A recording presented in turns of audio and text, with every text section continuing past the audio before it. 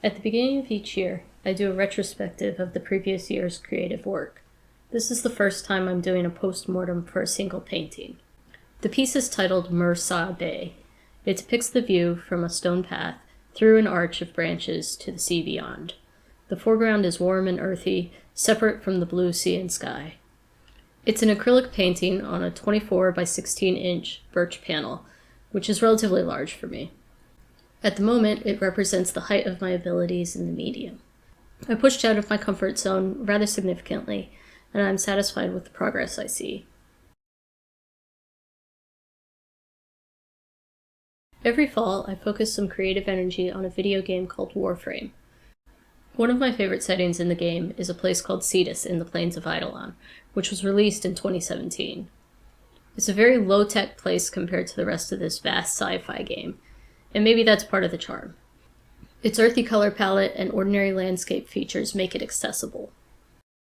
Unrelated to the game, I also kicked off October with a trip to the Brandywine Museum of Art and Longwood Gardens with a friend. The highlight of the museum for me was seeing N.C. Wyeth's paintings.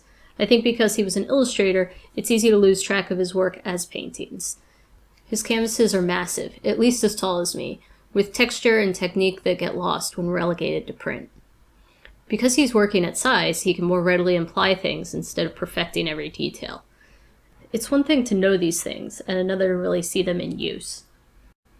After the museum, we spent the afternoon wandering the gardens. I used the opportunity to supplement my collection of reference photos. At the time, I didn't know this would be my next painting, but you can see how this part of the trip would be helpful.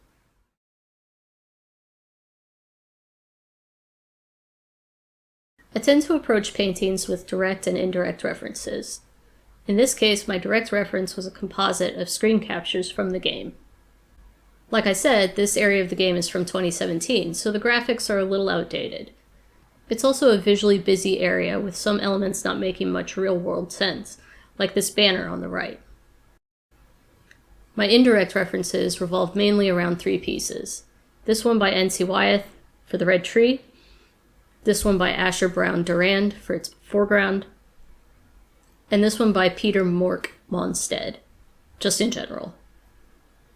The scrubby, rural coastal vibe of Cetus always puts me in mind of certain painters in Italy, so my palette builds off of what Corot used during his grand tour.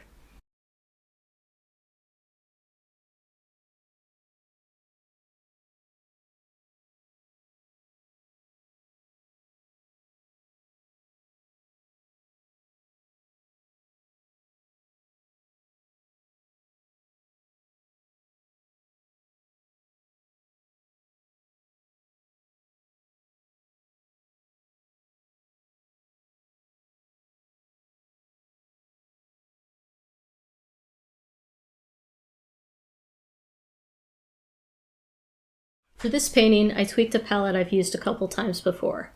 Brilliant Red from Artist Loft, Burnt Sienna, Yellow Ochre, Naples Yellow, Cerulean Blue Hue, Chromium Oxide Green, Raw Umber, and Titanium White.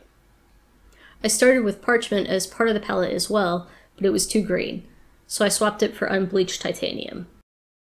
Towards the end of the process, I added Hooker's Green for depth and variation, but I don't think much of that survived a major revision of the foreground.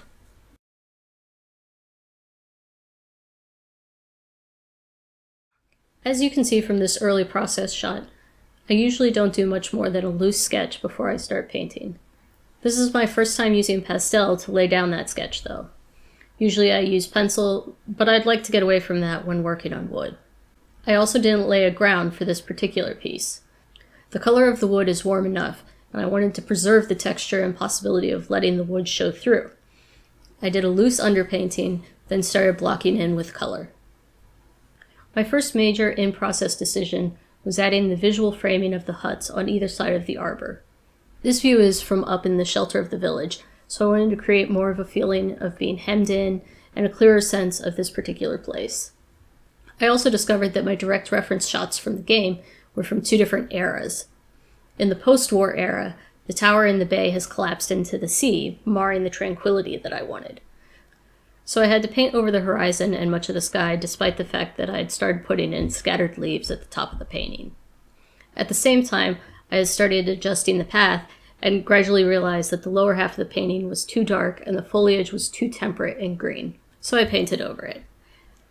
And painted over it some more.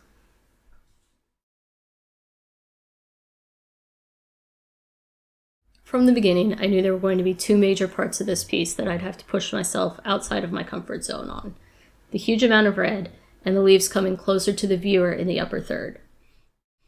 This is dramatic compared to my usual.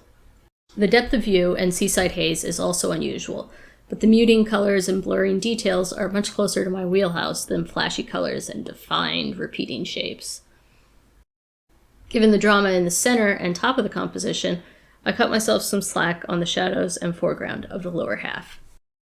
Overall, I'm very pleased with this painting. I know it's not perfect, but there's a lot about it that makes me happy, and there was a lot to learn in the process.